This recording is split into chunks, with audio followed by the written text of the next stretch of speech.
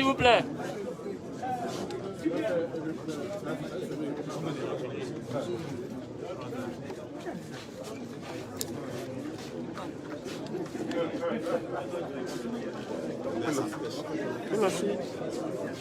Dans le sens.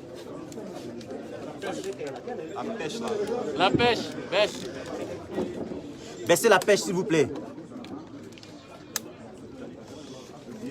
Chers amis de la presse nationale et internationale, je voudrais tout d'abord vous présenter toutes nos excuses pour les deux rendez-vous l'heure manquée hier et celui-ci retardé de plusieurs minutes.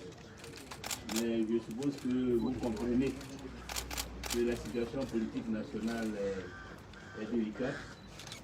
Et lorsqu'on travaille dans le cadre d'une plateforme et pour une population aussi exigeante et que le peuple de Côte d'Ivoire, après une bataille épique comme celle que nous venons d'achever, il était important que nous réfléchissions en profondeur avant de nous présenter devant vous.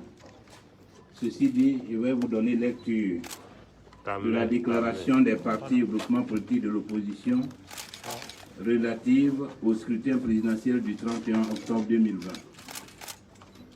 Les partis et groupements politiques de l'opposition ivoirienne ont assisté le 31 octobre 2020 à un simulacre d'élection en violation flagrante de la Constitution, du Code électoral et de la loi portant composition de la commission électorale avec la participation de M. Alassane Ouattara, dont la candidature est anticonstitutionnelle et illégale.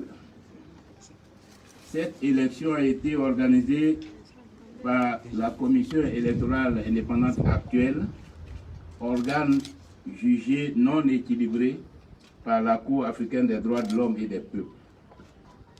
Le déroulement du scrutin présidentiel du 31 octobre 2020 a été entaché de nombreuses irrégularités, notamment la non-opérationnalité de nombreuses commissions locales et de bureaux de vote, la suppression irrégulière de nombreux lieux de vote, la non-participation de plus de 90% des électeurs au scrutin, le faible taux de participation à moins de 10% de l'électorat, rendant ainsi erronées les statistiques avancées par la commission électorale jugées illégales.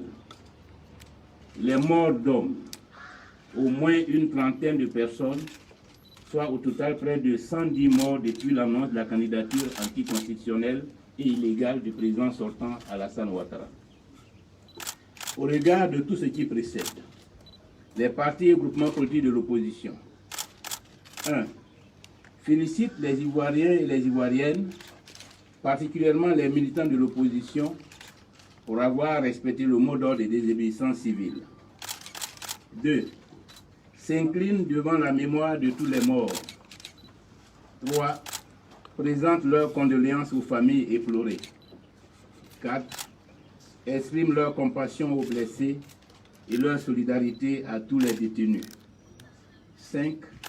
Dénonce le simulacre d'élection présidentielle organisé le 31 octobre 2020 dans un climat d'insécurité généralisée. 6.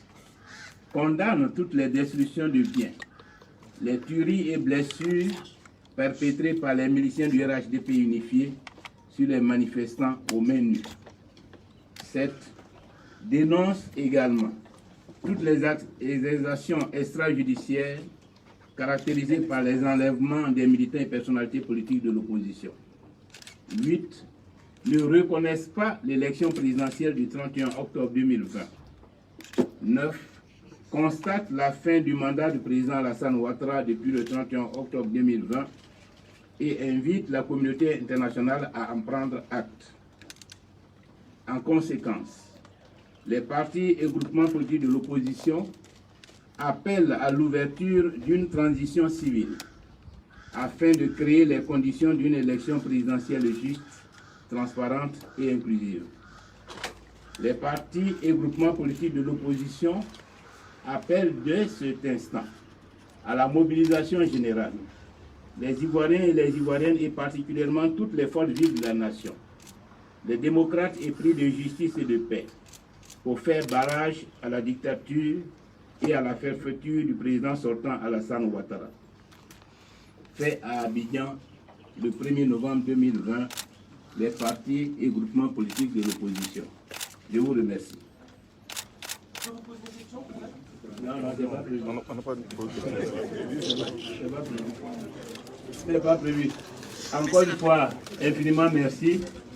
Nous ne sommes qu'au début d'une deuxième phase de la lutte. Nous aurons l'occasion de nous retrouver dans les prochains jours. Merci de votre disponibilité et de votre patience. Est-ce que vous avez des résultats au moins partiels? Il n'y a pas de question. Oui, monsieur, mais 2 fois,